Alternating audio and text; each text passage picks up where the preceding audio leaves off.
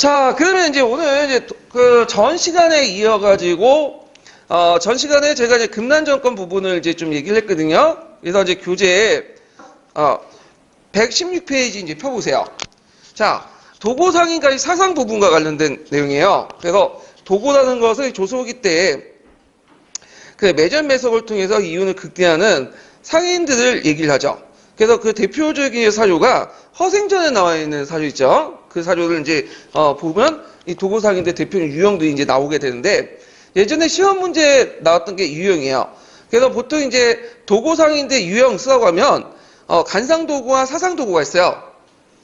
그래서 보통 교과서나 통론에서는 사상도구들만 부각시키거든요. 근데 실제로는 간상도구도 있어요. 그래서 도구의 시발점은 원래 공인에서 나온 거예요. 그래서 이제 확대됐는데, 그래서 이 도구 행위를 하는 상인 집단은 다 이 도구 상인에 들어간다고 보시면 돼요. 그래서 이 부분이 이제 기출에 나왔던 거고요. 그리고 대표적인 도구 상인 집단은 어떤 상인 집단이냐면, 한강을 이제 중심으로 했던 경강상인 집단들이죠. 그래서 한국사 능력이나 그런 데서는 경강상인 집단들이 좀 시험 문제 많이 나와요. 자, 그리고 이제 정부는 도고혁파정을 계속 내줬지만 실제로 잘 안 됐다. 번번이 실패했고, 그리고 나중에 19세기 때 이제 그 쌀폭동을 불러일으킨 만큼 물가 상승의 원인이 되었다. 이렇게 이제 보시면 돼요. 자, 그 다음에 이제 사상들의 활동을 볼게요. 간상과 대립된 것이 사상이죠. 그래서 사상은 정부의 어떤 특혜를 받지 못하고 했던 일반 상인 집단을 얘기하는데 크게 유형별 나누면 경강상인 집단이 있어. 그래서 이들은 이제 17세기 이후에 상파화폐 경기가 발전과 함께 곡물을 주요 상품으로 해가지고 쌀을 운반하는 과정에서 성장했던 상인 집단이고요. 나중에 쌀을 매전 매속해서 반도구 운동, 쌀폭동을 야기했던 상인 집단이고요. 그 다음에 인상으로 유명한 개성상인, 그 다음에 국경에 있었던 만상, 이런 상인들이 있다. 이렇게 기억을 해주시면 될 것 같아요. 자, 그 다음 포구 산업을 보죠. 포구는 그 조선시대 때 그 당시 조창이 있었던 곳이죠. 그래서 여기에서 이제 발달돼갖고 이제 학대됐던 그 상인들인데, 잠깐만요. 아이고, 제가 이걸 잘못했네. 포구가 아니라, 제가 편집하다가 좀 잘못된 것 같은데, 전항으로 곤쳐주세요. 전항. 예. 이걸 전항으로 했다가, 그 앞에 게 포구였는데 제가 포구를 뺐거든요. 예. 전항으로 좀 곤쳐주시고요.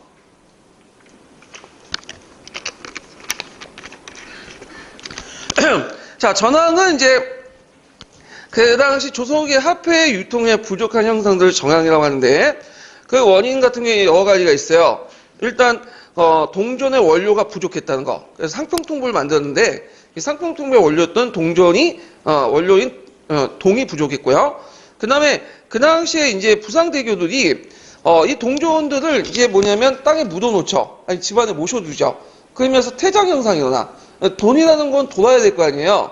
그래서 그 당시 은행이라는 곳이 없었기 때문에 이렇게 이제 뭐냐면 돈이 부족하는 전황 현상이 일어났다. 그래서 이 전황이라는 건 오늘날 인플레이션이 아니라 디플레이션이죠. 그래서 물자의 유통량보다는 물자의 유통량이 그 화폐 유통량이 더 많은 현상. 그러니까 화폐 유통량이 적은 현상을 전황이라고 하죠.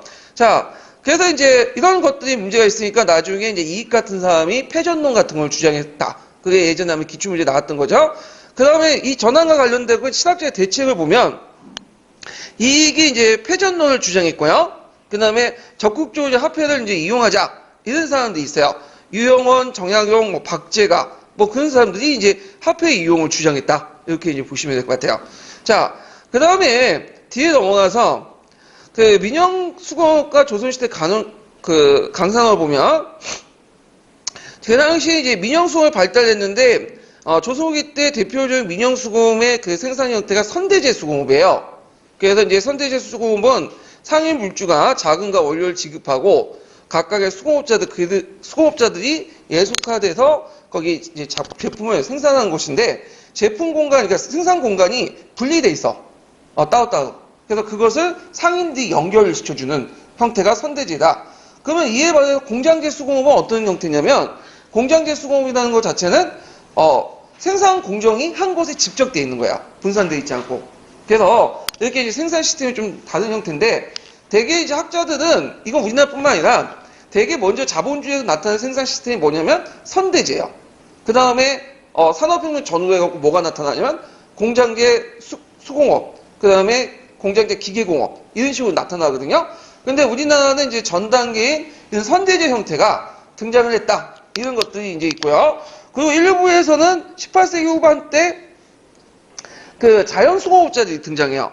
그래서 이제 직접 생산자가 유통망을 만들어가지고 판매하는 이런 사람들이 등장을 했는데, 그렇지만 이들도 이제 신해통공 이후에는 결국에는 그 상인 자본에 예속됐다. 이게 예전에 한번 기출문제 나왔던 거죠.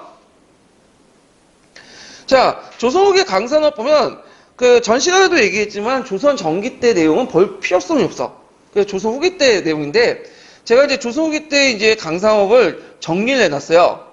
예. 그래서 이제 표도 이렇게 정리를 했는데, 되게 이제 그 17세기 초 부분은 되게 군대에서 오군영에서 되게 강산 개발했어.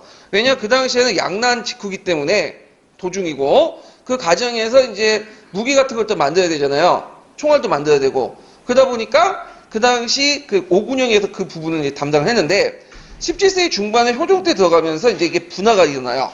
그래서 이제 어떻게 하냐면, 그 당시 제일 중요한 게 은하고 납이에요.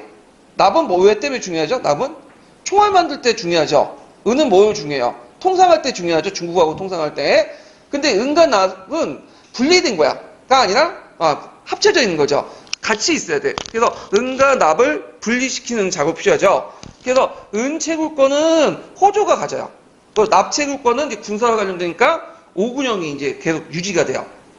그래서 이제 이용이 됐고, 그 당시 이제 그 호종 때 실시된 제도가 설점수세제예요. 그래서 이 설점수세제가 세 가지 형태가 있어요. 처음에 이제 초반기 때는 채은간제가 있고, 그 다음에 이제 별장제, 그 다음에 물주제 세 가지 형태가 있는데, 초반기 때는 그 채은간제라고 해요. 그래서 이 채은간제는 이제 설점과 수세의 주체가 좀 보면 채은간제 때 설점의 주체는 부상대고, 그 다음에 수세의 주체는 채은간이야. 호주에서 파견돼.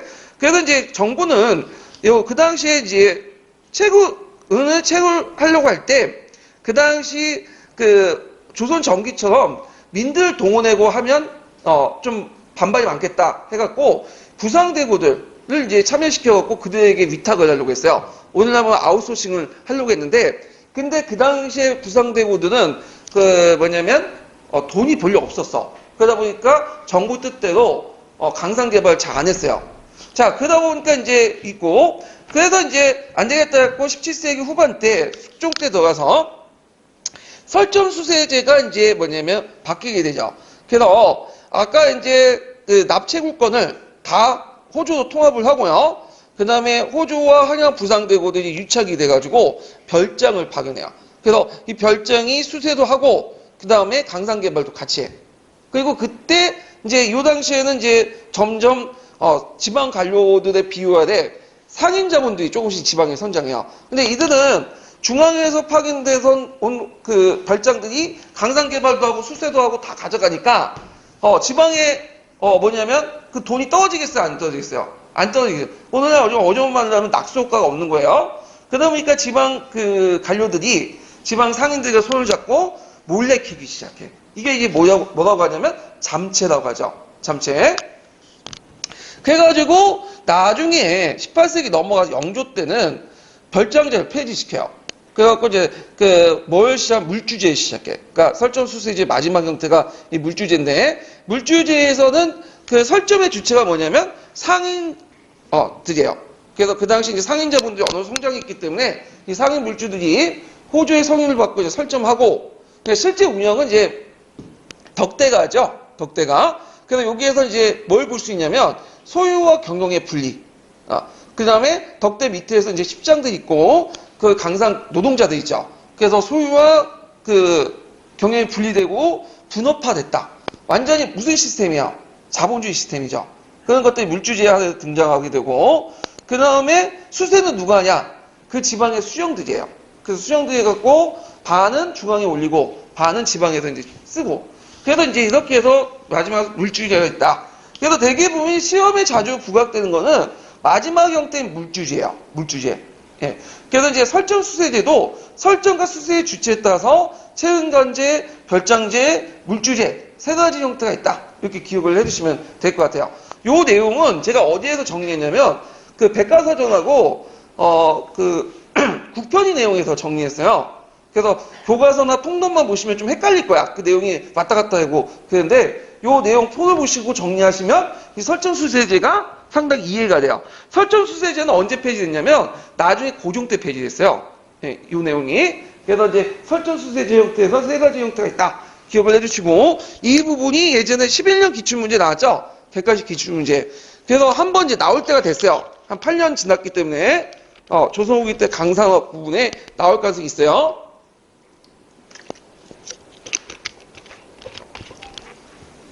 자, 그 다음에,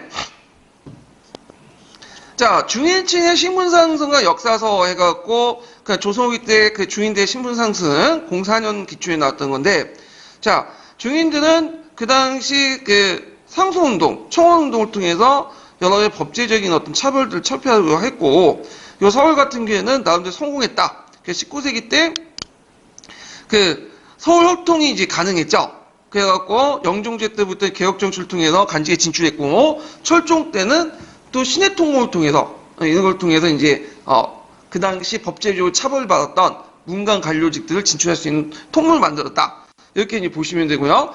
그다음에 독자적인 문화였던 위안문학도 만들었고 그다음에 예전에 시험 문제 나왔던 것이 중인대 역사 인식을 이제 포출할 수 있는 역사서가 있거든요. 그래서 교사 연조기감 뭐 이런 것도 예전에 나왔죠. 그 규사는 서울의 역사, 연조기감은 향리 역사 이런 것들 이제 편찬했다. 책의 명칭 같은 걸 좀 정확히 기억을 해주세요. 그래서 최근에 이제 시험 문제 나오는 것들 보면 의의라든지 그 다음에 관점이라든지 이런 것들이 별로 안 나. 대개 보면 명칭이 나와요. 사건의 명칭, 인물, 그 다음에 전투 명칭. 그래서 단답형식으로 딱딱 떨어진 게 나오거든요. 서술형도 2줄 이상은 넘어가지 않아요. 되게 한 줄로 끝나는 거. 그래가지고 여기에 초점을 좀 공부를 해주시면 될 것 같아요. 그리고 이제 최근에 또 시험 문제 유형이 바뀌었죠. 내년부터. 그래갖고 이제 논술형이 아예 없어졌죠. 논술형이 없어졌다는 거는 유추할 수 있는 문제가 없어졌다는 거예요. 그래가지고 대개 보면 담답형으로 끊어서 나올 수 있고 그 다음에 역교론 같은 유추한 문제들이 나오긴 나오는데 예전에 이제 아예 없어진다는 거죠. 아마 이 10점짜리 문제가 이제 논술형 문제가 역교론으로 다 편입시켜가지고 역교론 갖고는 진짜 딱딱 떨어지는 데서 공부를 해야 될 것 같아요. 예. 역교론 관련된 내용은 나중에 제가 여름 때 한번 또 강의 때 그 흐름 강의를 또 만들어갖고 그때 이제 좀 얘기를 해드리고요. 자, 조선 후기 천주교를 볼게요. 자, 조선 후기 천주교에서 이제 봐야 될 것은 뭐냐면 천주교가 어떻게 세력을 확대했나. 그래서 이런 것들, 이순윤이나 뭐 김대건, 이런 사람들의 이제 활동들을 보고요. 그 다음에 천주교 탄압 관련된 부분에서 4대 박해가 있어요. 그래서 신해 박해, 신유 박해, 기해 박해, 병인 박해. 그 4대 박해 좀 기억을 해 두시면 될 것 같아요. 자, 그 다음에 또 볼 게 뭐냐면 천주교 수용에 대한 신학자 인식 부분에 대해서 좀 눈여겨볼 필요 있죠. 그 전 시간도 얘기했지만 천주교에 대해서 신학자들이 다 좋은 인식을 갖고 있는 게 아니었어요. 예. 그래서 이제 수용론자 같은 경우에 대표적인 사람이 정약용 같은 사람이에요. 그래서 천주교의 어떤 평등사상 이런 것들을 수용하자. 그런데 이에 반대하는 사람들은 이익이나 뭐 이런 사람들, 안정복 이런 사람들이죠. 그래서 천주교에 대해서 이제 이런 수용에 대한 인식이 달랐다. 그래서 이것이 예전에 한번 시험 문제 나왔으니까 좀 기억을 해주세요. 천주교 부분. 자, 그 다음에 동국제의지가 예전에 한번 08년 기출문제 나왔죠. 우리나라 역사지의 이제 역사소설의 표시인데, 그 당시 이제 그 대표적인 예전에 나왔던 게 사만설이 있어요. 그 마흔, 변환, 진한 그런 정확한 위치와 명칭 이런 것들을 이제 비정을 해가지고 있고 그 밑에 사만에는 인식 그 비교표 있죠. 요거 좀 기억을 해두시고요. 자, 동국지지의 영향을 받아서 후에 100년 후에 만들었던 그 정형이 만들었던 게 뭐죠? 아방가르교죠. 네. 그래서 동국지지와 아방가르교는 서로 연결되어 있어요. 그래서 공통적으로 예전에도 얘기했지만 공통적으로는 한강을 경계로 해가지고 북방계 인식과 남방계 인식 이론적 인식을 가지고 있다. 이게 이제 공통점이죠. 그래서 요번에 시험 문제 나왔는데 이게 기출문제 나왔던 거야, 예전에.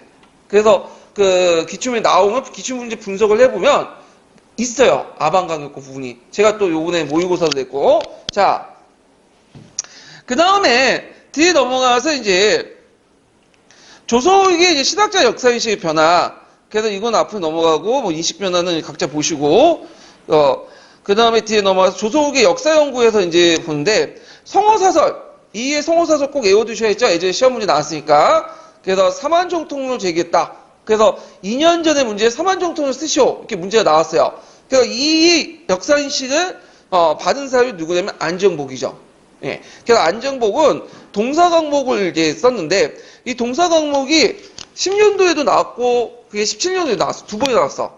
근데 한도도 안 나올 것 같아요. 3년 아직 안 지났으니까요.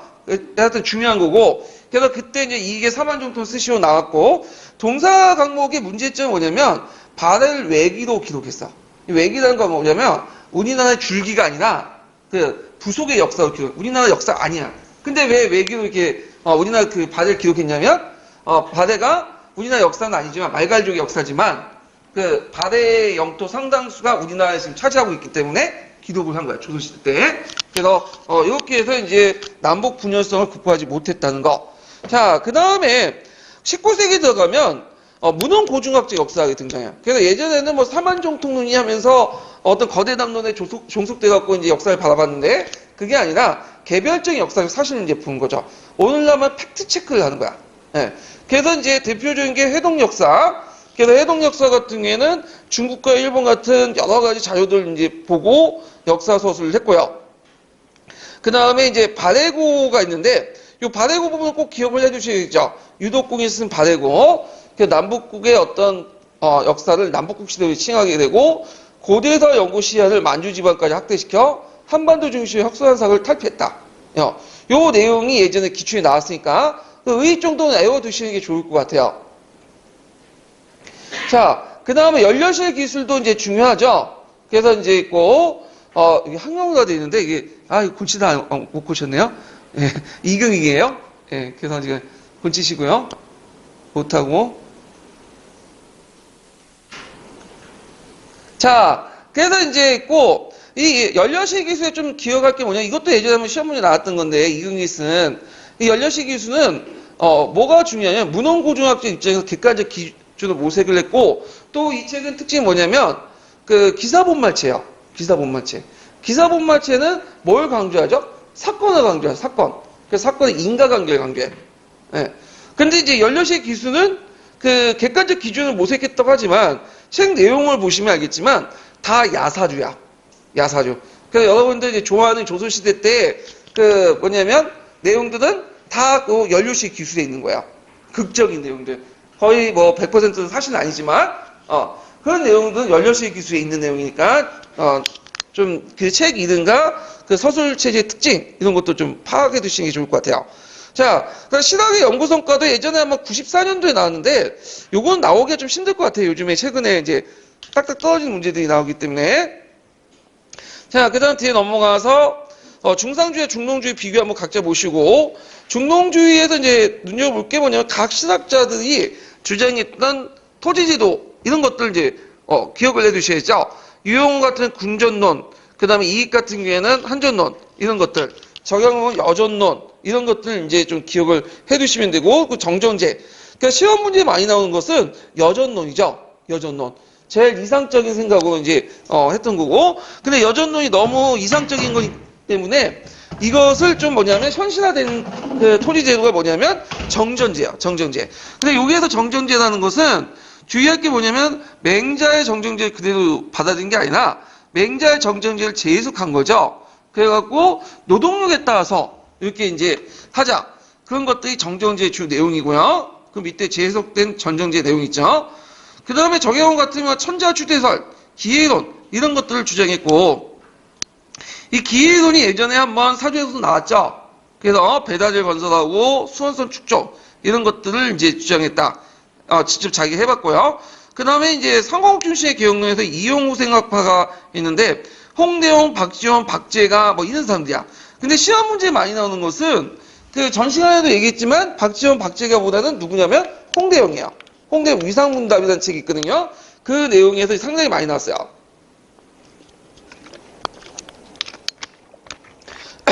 그 다음에 실사구실학파는 김정일을 중심으로 경서 및 금석, 고전의 고증을 이제 주장했고, 서유기의 임원경제치 뭐 여기 등등 이런 책도 있고요.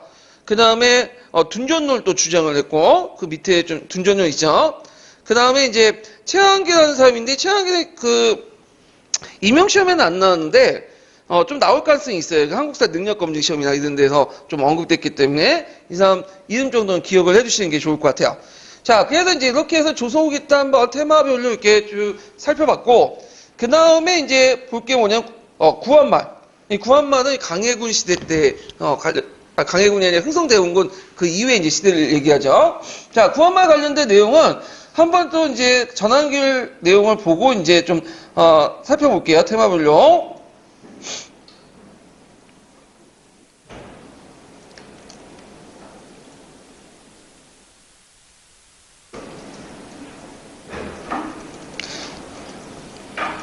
자, 여기 보이시나요? 좀 안 보이네요. 잠깐만요.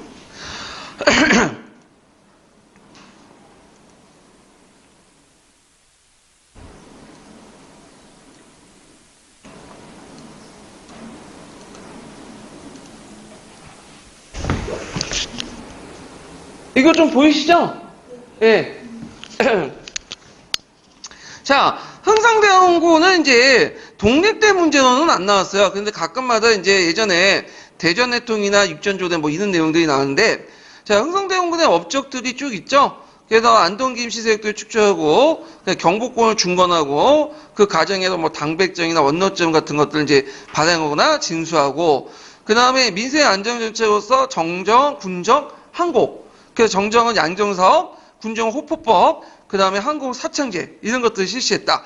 그 다음 통상수교 거부 정책을 하는 과정에서 병인박효하고 이제 그 때문에 병인 양효가 일어났고요. 그 다음에 신민 양효 같은 것도 일어났는데 예전에 기출 문제에서 뭐가 나왔냐면 병인박해가 한번 잠깐 언급됐었어요. 그래서 병인박해에서 이제 있다가 병인방효가 일어나고 그때 이제 외교장각 있죠? 이런 것도 약탈당하고 그런 내용들이 있다는 거. 그 다음에 이제 병인박해와 신민양요를 이제 진압하고 나서 척하비를 건립하죠. 그래서 이렇게 있는데 여기 보면 이제 세계 기점이 병인양요 때라고 돼 있더라고. 병인년을 세우고 신민년을 세운다. 세기고 신민년을 세웠다. 그러니까 뭐 그냥 신민양요 끝나고 나서 세운 걸로 보는데 그 전에 한번 새겼다는 내용이 있나 봐요. 예전에 한번 공무원 시험에 나왔던 것 같은데. 자, 그 다음에 강화도 조약은 뭐 시험 문제에 안 나올 것 같고 강화도 너무 이제 뭐냐면 쉬워가지고 예전에 한번 역교론에서 잠깐 예무 나왔던 거 외에는 독립된 문제는 안 나왔어요. 그렇지만 그 밑에 보면 이제 부속 조약이 중요하죠. 그래서 조일 수 조교 부록, 그 다음에 조일 무역 굴식, 조일 통상정적 이렇게 이제 있는데 어떤 분은 이제 뒤에 것이 이게 조일 통상정정 부분이 수정된 거 아니냐. 그러니까 83년이 조일 통상정정이고 그 전에는 조일 무역 규칙이 맞다 이런 식으로 했는데 똑같은 거예요. 조일 통상 장정이에요. 그 뒤에도 조일 통상 장정이고요. 예. 교과서 그렇게 두 개를 번칭을 쓰기 때문에 이거는 그냥 병칭이지 뭐 앞에 거는 조일 무역 규칙이고 뒤에 건 조일 통상 장정이다 이런 얘기를 아니라 같이 썼다는 거 좀 기억을 해주세요.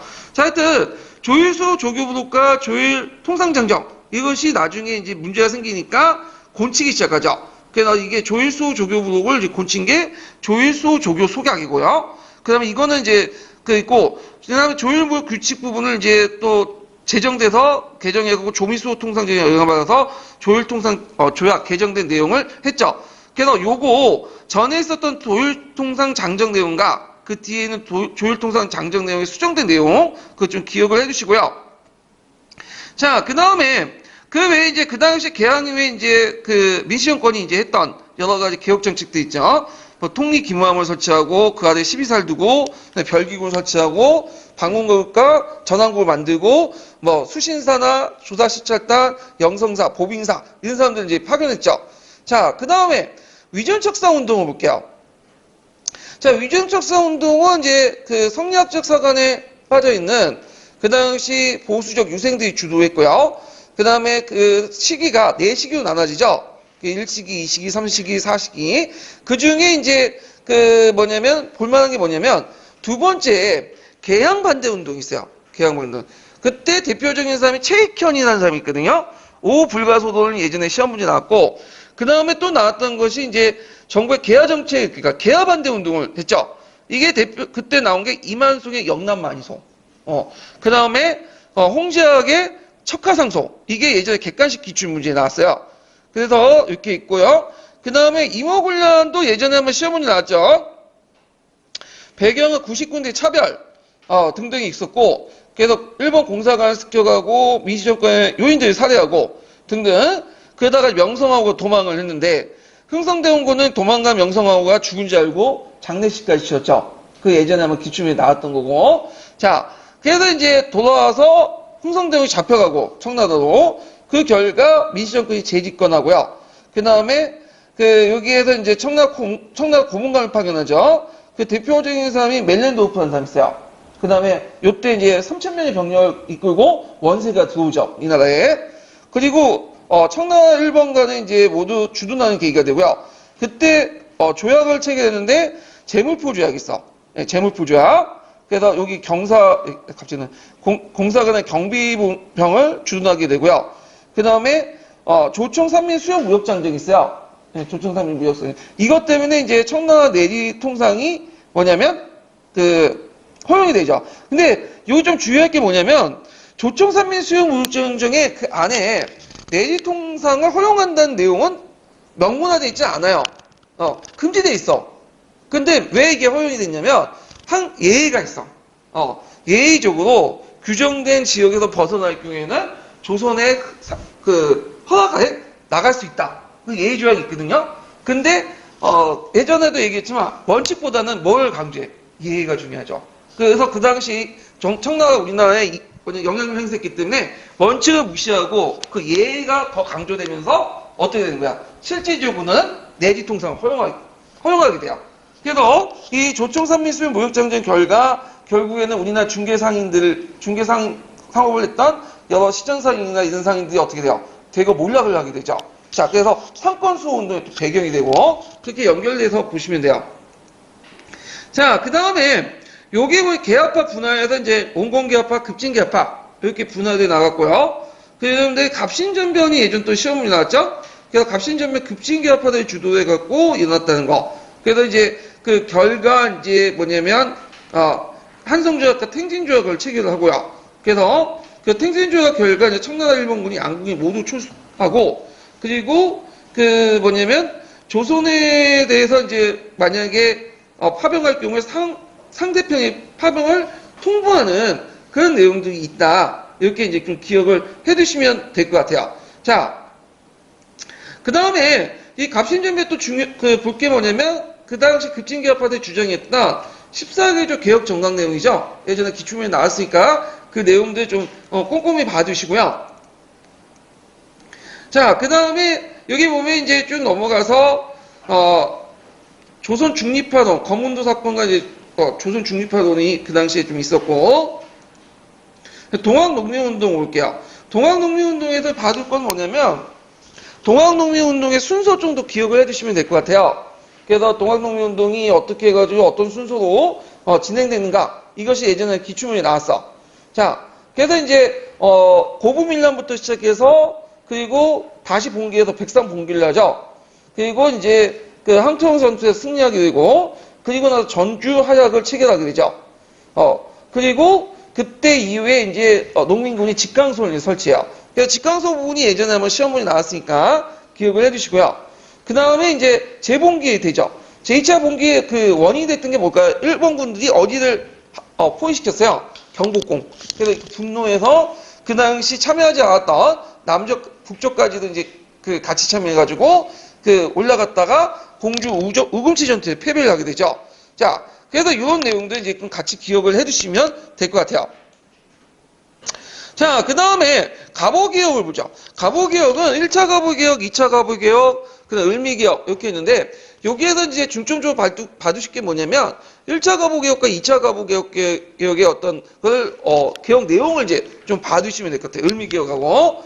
그래서 이제 전개 과정을 보면 그 궁극 기물처가 이제 1차 갑오개혁 때 설치되고요. 그 다음에 1차 김홍진 대학이 1차 갑오개혁을 주도를 하는데 그 개혁 내용들 보면 왕실과 정부의 업무가 분리되고 개국기원을 사용해요. 개국기원이라는 건 뭐냐면 조선왕조의 건국 연도를 1년으로 잡고 지금까지 쭉 해서 1년, 뭐 2년, 3년 이런 식으로 하는 거야. 그래서 그 당시 500 몇 년인가, 507년인가? 개국기원 뭐 507년. 자, 개국 507년 이렇게 있고 탁지함은 재정을 일원화시켰고 동양을 통일했고 그 다음에 은본위제를 실시하고요. 그 다음에 뭐 이제 사회적 공사, 노비법 허파, 연자력 폐지, 조언금지, 가부의 어떤 제거용. 그 다음에 이제 요 과정에서 갑오개혁과 과정에서 또 무슨 것도 같이 있었죠? 청일전쟁과 동학농민운동도 같이 있었어요. 그것도 이제 서로 시기적으로 어디에 어떤 사건이 있는가 좀 기억을 해주세요. 예전에 한번 객관식 기출에 나왔으니까 나올 수가 있고요. 자, 2차 갑오개혁을 볼게요. 자, 2차 갑오개혁은 본격적으로 일본이 간섭을 하기 시작하죠. 그래서 박용홍을 내세워가지고 제2차 김홍지 박용홍 내각이 이제 결성이 돼요. 그래서 가역 내용들 보면 되게 일본 시스템을 바꿔놓는 거야. 그래서 정부 조직 개편을 보면 의정부를 내각으로 이제 부르게 하고 그다음 파라문을 7부로 개편하고요. 8도를 23부로 개편해요. 부라는 것은 일본에서 최고 행정 그 기관이죠. 메이지 유신위에 만들어진. 그 다음에 근대적 재판소 설치하고, 그 다음에 예전에 한번 시험 문제 나왔던 게 뭐냐면, 교육입국조서 있죠? 그래서 이 교육입국조서는 특징이 뭐냐면, 구한말 시대 때 교육제도의 방향은 동도서기예요. 정통적인 교육과 서양의 실용적인 것들을 합쳐놓은 건데, 그게 아니라, 이제는 그 정통적 교육은 빼버리고, 서양적 실용교육과 일본식 충효교육을 강조해. 이것이 예전에 시험에 나왔던 거죠.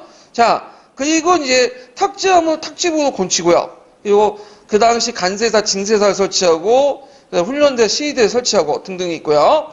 그 다음 3차 개혁, 을미개혁 보죠. 이 을미개혁도 예전에 하면 시험 문제 나왔죠. 제4차 김홍진 대각. 이렇게 있는데, 을미개혁 중간 사이에 뭐가 있었어요? 을미사변이 있었죠? 그 칠러파가 물러나고, 친일파들이 다시 집권하게 돼요. 그래서 단발령, 태양령, 건양, 그 다음에 종두법, 그 다음에 우체사, 뭐 소학교, 그 다음에 친위대, 진위대 설치 등등등등, 이런 것들이 있고요. 그 다음에 을미개혁 이제 부근에 단발령이 을미의병이 일어나고, 그래서 아간 파천 이후에 중단됐다. 그래서 1차 갑오개혁, 2차 갑오개혁, 3차, 을미개혁, 요거 꼭 기억을 해주세요. 자, 그 다음에, 여기에 보면 이제 아간파천은 이제 각자 보시고 그 과정에서 러시아 일본 세력균형 시기 때 요 당시 베베도 고무라각서 노마노프 야마가다 협정 로젠 니신 협정 이거 좀 외워두세요. 예전에 객관식 기출에 잠깐 언급됐던 것들이에요. 예. 자, 그 다음에 이제 그 독립협회 볼게요. 예전에는 독립협회 그렇게 문제를 안 냈는데 최근에 2년 전에 독립협회 나왔죠. 그래가지고 간민공동인가 나왔어요. 중천하고. 그래갖고, 독립협회도 좀 볼 필요가 있어. 그래서 이 독립협회는 서재표를 중심한 진보 지식을 중심해갖고, 이끌었고, 그 다음에 그 활동을 보면 이제 독립모를 건립하고, 독립관을 건립하고, 그 다음에 강연회 토론회를 개최하고요. 그 다음 만민공동회를 개최했는데, 만민공동회 중에, 뒤에 뭐냐면, 관리들 모셔다 같이, 했던 게 간민공동회예요. 그래서 만민공동회, 간민공동회는 따로따로 있는 게 아니라 만민공동회 안에 뭐가 있는 거죠? 간민공동회가 있는 거예요. 간민공동회. 예. 자, 그리고 이제 헌의육조를 결의하죠. 헌의육조는 예전에 한번 객관식 기출문제 언급됐어요. 여기에서 지향하는 것은 뭘까요? 입헌군주제예요. 예, 입헌군주제. 자, 그래서 이제 있고 그 중추원 간제를 이제 공포해서 거의 뭐 의회와 비슷한 기능을 이제 하려고 했는데. 이게 도중에 이제 익명사건을 기획했고 어떻게 돼요? 깨지게 되죠. 탄압받게 되고. 자, 그래서 이제 있다는 것 좀 기억해 주시고. 자, 그 다음에 강무개혁을 좀 볼게요. 자, 아가파천 이후에 이제 고종이 한국에서 대한제국을 선포하고요. 연호를 강물하고. 칭제 권한을 내세워서 그 원군안의 즉위를 갖게 되죠. 그래서 강국개혁 내용을 보면 이것도 이제 강국개혁 상당히 많이 나오는데 내가 어떤 그 논리가 뭐냐면 구본 신참이야. 그래서 구본 신참은 옛 것을 바탕으로 해서 새로운 것을 하자. 그래서 이제 아예 이제 뭐냐면 전진적인 개혁을 좀 하자. 그래서 앞에 있었던 갑신정부와 가부의 개혁을 너무 급진적으로 파악한 거야. 그래서 옛 것을 바탕으로 새로운 걸 참작해서 개혁을 하자는 점진적인 개혁을 주장하게 되죠. 자, 그래서 위로부터의 개혁이었고요. 전제 군주권을 강화시켰죠. 그래서 독립협회 입헌군주제와 좀 대립된 경향이 있고 그때 선포된 것이 대한국 국제예요. 예전에 한번 대한국 국제에 대해서 사료스 나왔던 거고요. 그 다음에 이제 여러 가지 개혁을 하는데 뭐 한청 통상조약, 그 다음 블라디보스토크의 해삼이 통상 사무관 파견. 해삼이는 연해주를 이제 한자도 적어놓은 거고, 간도에는 간도 시창원을 파견하고, 무관학교를 설립하고, 그 다음에 제일 중요한 게 뭐냐면, 그 양전사업이죠. 예전에 매번 나오는 게 양전사업인데, 자, 그때 지게를 발급했다. 그래서 원래는 초창기 때는 양지하문하고 지게하문이 따로따로 있었어요. 양지하문, 지게하문. 양지는 저기 이제 토지를 측량하는 거고 지게하문은 좀 이때 만들어졌지만 뭐죠? 지게들 발급하는 거죠. 토지 소유권을 증서를 발급하는데 나중에 통합이 되죠. 지게하문 쪽으로 해갖고 통합이 돼서 같이 이루어지죠. 그래서 그렇지만 너울 전쟁이 중단됐다. 그때 이제 시험 문제 나온 거는 지게 발급 또는 강계 발급. 네. 그래서 근대적 토지 소유권을 제도를 확립했다. 이게 예전에 시험 문제 나왔고요. 자, 그 다음에 23부를 13도로 개칭됐어. 네, 13도. 그래서 이제 13도로 개칭이 됐다는 거. 근데 이 시기가 좀 약간 눈여볼 게 뭐냐면 1896년이야. 1896년. 그래가지고 그 뭐냐면 대한제국이 이제 1897년 이렇게 이제 한 거죠. 그러니까 요거는 13도 개칭된 거 엄밀히 말하면 대한제국 시기가 아니에요. 그 앞에 있었던 아간파천 시기 때 한 거지. 근데 이제 일단은 교과서나 그런 데선 대부분 다 어느 식으로 하냐면 그냥 대한제국식으로 해갖고 기술돼 있더라고요. 그래서 그냥 쓸 때는 그 대한제국식이 강무개혁식으로 해갖고 이제 파악해 두시는 게 좋을 것 같아. 그래서 그때 계획했고 실제 실시는 이때 했다. 그렇게 이해해 주시는 게 좀 편할 것 같아요. 이 부분은. 자, 그 다음에 1번씩 내각제가 폐지되고 의정부가 부활되고요. 그 다음에 이제 이런 제도들 이제 했다는 거 좀 기억을 해 두시고, 그 다음에 식상업 정책을 했죠? 근대적 공업이나 회사를 설립하고, 상무사를 설치하고, 근대적 시설을 도입하고, 실업기술을 성립하고, 그리고 이제 우리나라 자주적인 철도를 만들겠다 해가지고, 그 서북철도국을 설치하죠? 이게 제일 중요한 건데, 왜 중요한 거냐?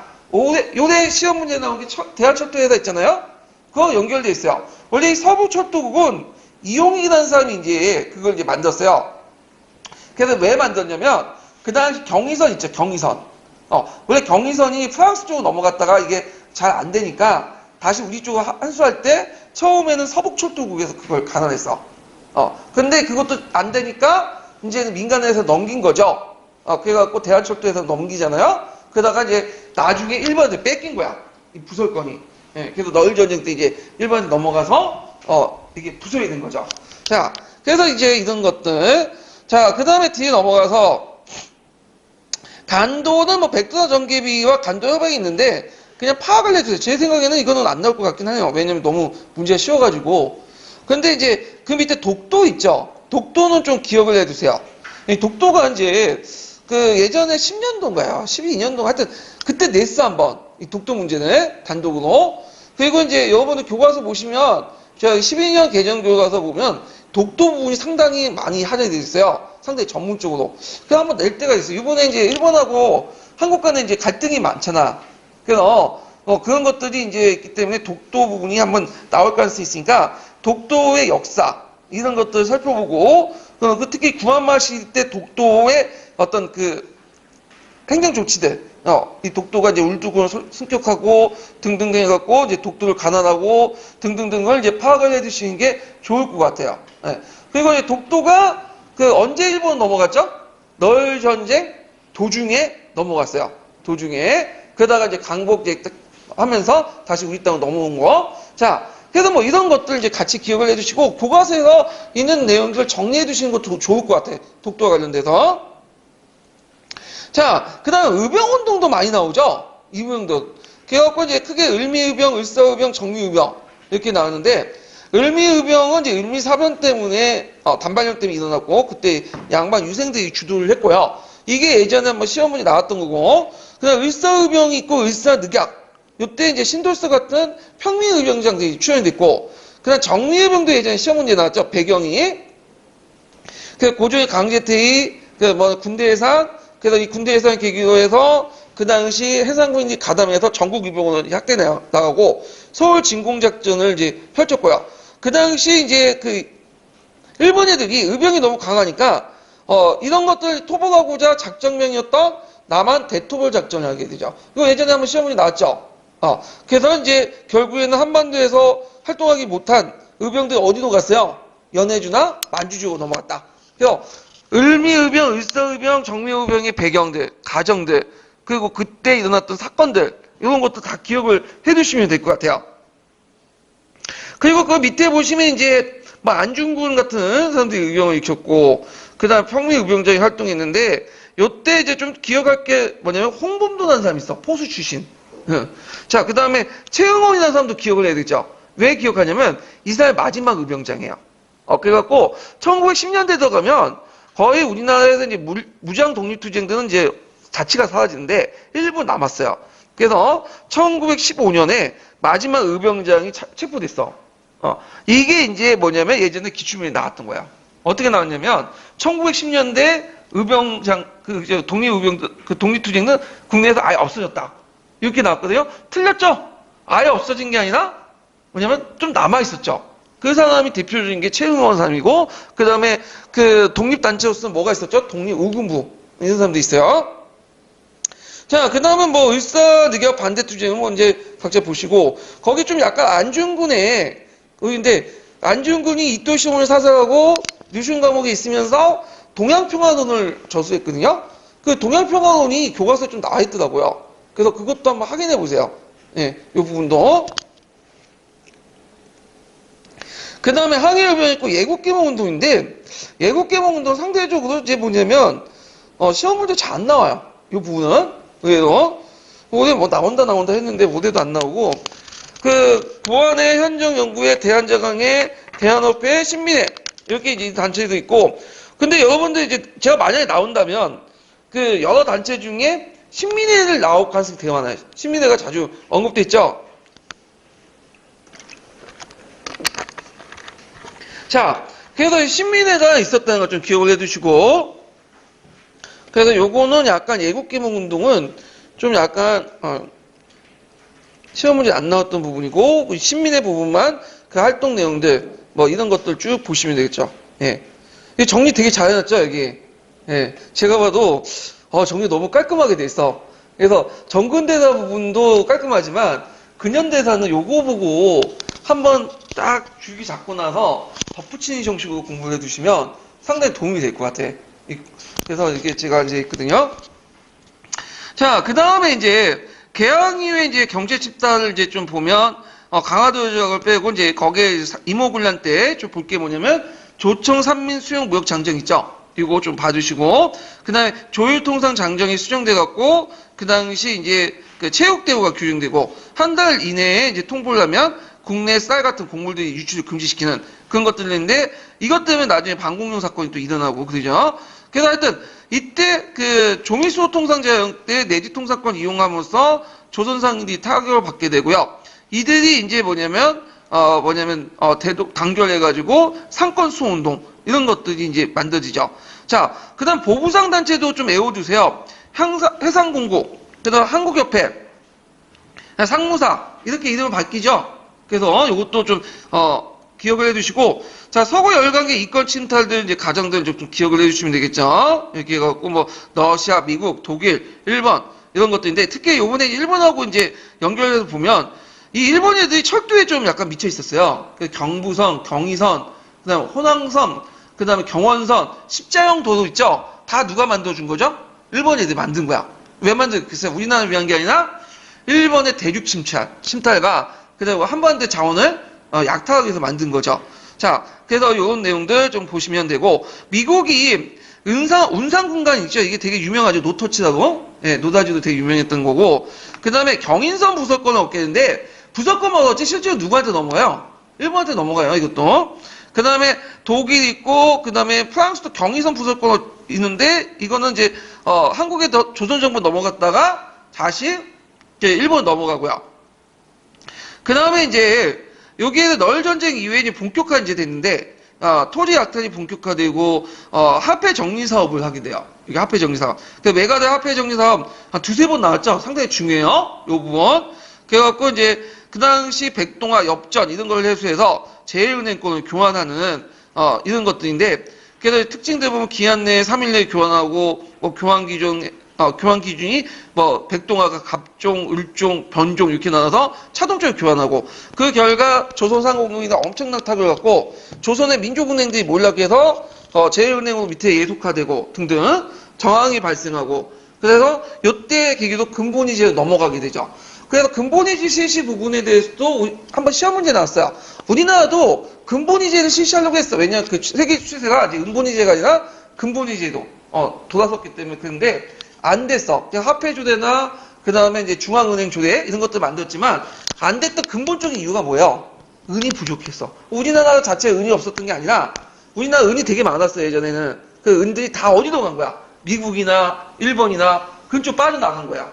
그러다 보니까 이제 안 됐고 결국에는 일본이 조선 정부의 이름으로 해갖고 일본에서 차관을 도입을 해서 그걸 이제 은으로 사두고 그걸 배계로 해갖고 제일은행권을 규모로 사둬가지고 제일은행권을 발행을 한 거죠. 제가 아까 은이라고 했는데 금강을 얘기하는 거예요. 금강.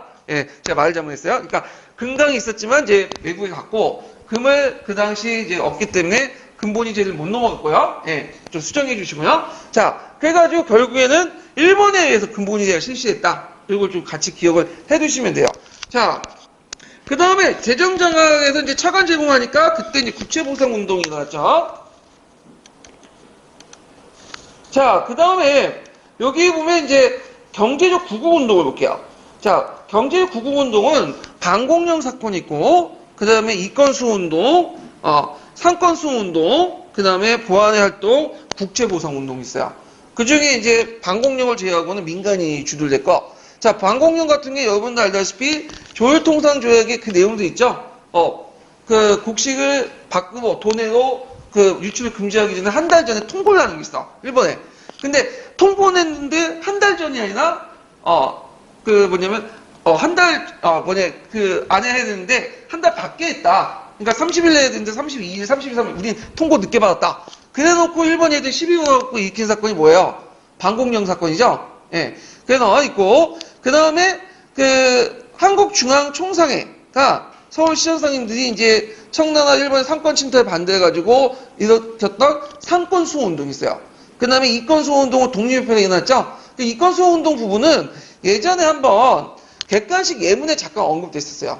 이권 수호 운동 내용이 나오고 그 시기 때 활동 내용들 구르쇼 그런 내용도 있는데 자 보안에는 항무지 개간, 토지 약탈에 반대해서 일어났고 그다음 국채보상운동 같은 게 있죠. 그래서 국채보상운동도 예전에 객관식 때 잠깐 언급돼 있었어요. 그래서 그 내용도 이제 파악을 해두시면 되고요. 자, 그 다음에 뭐 신분제 변화 같은 경우에 좀 쭉 보시면 되고 뭐 조선 후기에 뭐 사회 변화 이런 것도 뭐 그냥 이런 게 있구나 하고 넘어가시면 될 것 같아요. 이런 것들.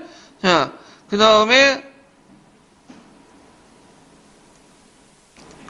근대 문물 수용은 거의 안 나온다고 보시면 돼요. 뭐 이런 게 이런 것도 있고 하는데 거기 이제 잠깐 이제 볼 게 뭐냐면 철도 개통 부분 있죠? 경부선, 경의선 그런 것도 있고 예전에 약간 그 예문으로 나왔던 부분이 있는데 뭐가 나왔냐면 전신선 개통 관련된 내용이 그 나왔어요. 독립협회 예문과 함께 이 내용들이 좀 나왔고 그 다음에 여기 보면 이제 근대 건축물들이 쭉 나오는데 근대 건축물들이 이제 그 대표적인 덕수궁의 중명전 같은 게 또 있거든요. 예. 그래서 그 한국사 능력 같은 시험 보면 근대 건축물 관련된 문제들이 좀 나와요. 그래서 뭐 사진하고 좀 봐주시는 것도 좀 괜찮을 것 같아요. 그 다음에 근대 신문 같은 경우에도 뭐 임용에는 거의 안 나왔는데 그 한성순보, 뭐 독립신문, 한성신문, 제국신문, 대한매일 신보, 뭐 만세보 등등도 있죠. 그 중에 제일 많이 팔렸던 신문이 뭐냐면 대한매일 신보예요. 그래서 이거는 이제 배대리 영국의 사장이기 때문에 그 당시 그 영일동맹 때문에 일본이 건드리지 못했죠. 그래서 그 당시 대한매일 신보가 제일 많이 팔렸고, 한성신문에서 좀 기억할 게 뭐냐면 장지현이 쓴 시일러 방송대국 있죠. 요걸 좀 기억을 해주시는데, 예전에 한번 수능에서 이것 때문에 좀 약간 잘못된 문제를 낸 적이 있어요. 왜냐면 대한매일 신부에서 시일러 방송대국을 뭐 판매했다. 뭐 이런 식으로 이제 문제를 낸 것 같아요. 맞아요, 틀려요? 그 시일러 방송대국 씻었다. 대한매일 신부에서. 이거 맞을까요, 틀릴까요? 예? 요것만 보면 틀릴 수 있죠. 근데 맞아요, 이거요. 왜냐면 한성신문에서 이제 시일러 방송대국을 씻었죠. 근데 국가가 검열을 받아가지고 통제돼서 실제로 발간을 못했어요. 근데 그것을 이어받아가지고 어디에서 신었냐면 대한매일 신보에서 신은 거야. 그러니까 많은 사람들은 한성신문을 보고 그 내용을 본 게 아니라 대한매일 신보를 보고 그걸 내용을 한 거야. 그래서 이게 이제 오답이라 해갖고 이제 뭐냐면 그 당시 2년 전인가 3년 전에 그 수능 그 오답으로 이렇게 나온 적이 있는데, 자, 하여튼 그 대한매일 신보 내용을 중심으로 좀 봐주시고요. 근데 대한매일 신보가 나중에 1910년에 총독제 기간제로 팔리게 돼요. 그래서 매일신보로 바뀌게 돼. 자, 그 다음에 근대교육에서 이제 볼 게 이제 근대교육은 최초의 사립학교는 원사학사가 있고요. 그 다음에 공립학교는 유경공원, 이런 것도 있다는 거. 그 다음에 예전에 한번 시험 문제 나왔던 게 뭐냐면 교육입국조서 있죠? 이건 포셈 중심으로 좀 봐주세요. 사유 중심으로. 그 다음에 뭐 여러 학교도 있고, 그 외에 국학운동 같은 건 나올 가능성이 좀 없는 것 같은데, 뭐 신채호나 박은식의 이제 활동 같은 거 좀 봐두시고, 그 다음에 뭐 종교활동 중에 뭐 이제 그 여러 이제 사람들 활동들, 그거를 좀 봐주시면 될 것 같아요. 자, 국번 피탈 과정을 볼게요. 요것도 요번에 한번 시험 문제 나왔죠? 뭐가 나왔어요? 한일 의정서 나왔잖아. 예. 그래서 예전에 안 나왔는데, 이게 나왔기 때문에 이제 봐두실 필요 있어요. 자, 1904년에 너울전쟁 때, 그 당시 우리나라는 중립을 선언했죠. 그렇지만 일본은 그걸 무시하고 발발 직후에 맺어진 게 뭐예요? 한일 의정서야.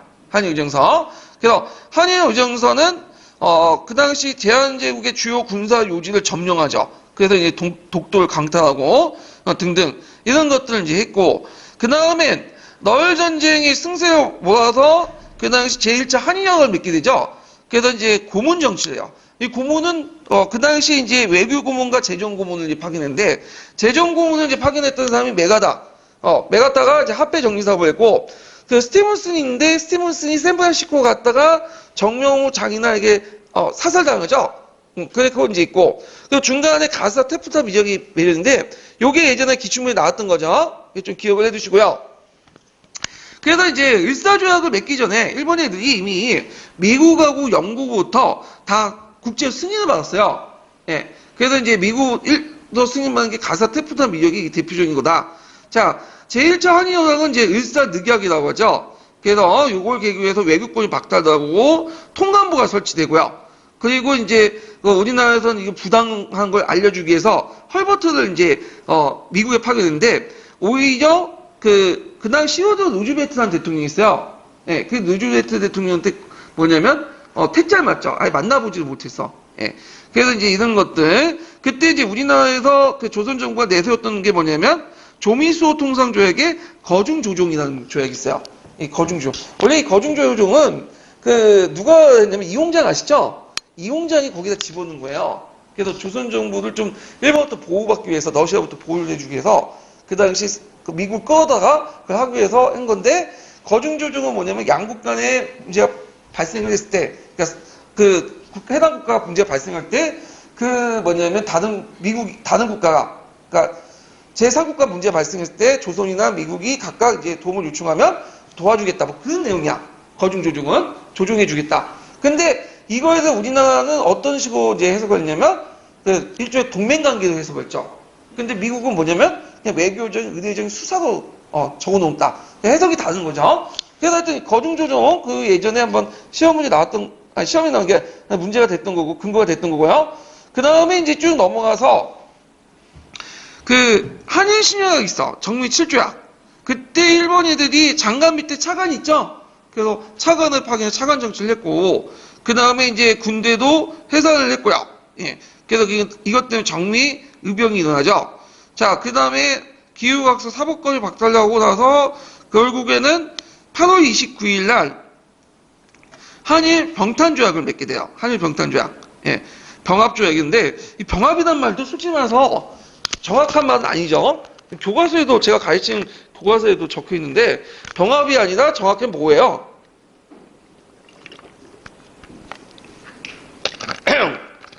그 병탄이죠, 병탄. 예. 병합이란 말은 국어사전에 없는 거 아시죠? 일본 애들이 말하는 거예요. 그래서 병탄하고 합병이라는 있죠, 합당. 그 말을 두 개 합쳐놓은 거야. 그래서 일본 애들이 합방조약을 할 경우에는 이게 대등한 합방이 아니죠. 1대1 합방이. 그것도 병탄이라는 실제로 병탄을 쓸 경우에는 좀 외부에 눈도 있고 하니까 합방에서 그 합가 병탄의 병을 떼가지고 만든 게 병탄조약이야. 한일 병탄이라는 말이거든요. 그 당시에 쓰였던 말인데 실제로 이제 이거는 병탄이라고 이제 해야지 맞다. 뭐 이렇게 있고 그 다음에 뭐 강제 병합이다. 뭐 이런 식의 이제 말이 더 옳다고 얘기하는데 자 하여튼 그래가지고 이제 우리나라가 이제 이렇게 넘어가죠. 이게 경술국치라고 하는데 그래서 이제 각각의 이제 조약들 그 한일 의정서, 한일 협약, 그 다음에 제2차 한일 협약, 그 다음에 그 한일 협약, 뭐 기후각서, 한일 변탕조약 뭐 이런 것들 내용들 좀 외워두시는 것도 괜찮을 것 같아요. 이 부분도. 자, 그래서 이제 전반적으로 이제 구한말 시대 때 관련된 내용을 보고, 자, 그 다음에 좀 쉬었다가, 그 이제 교재에 있는 구한말, 이게 주제별 내용을 이제 좀 살펴볼게요. 자, 그래서 좀 쉬었다 할게요.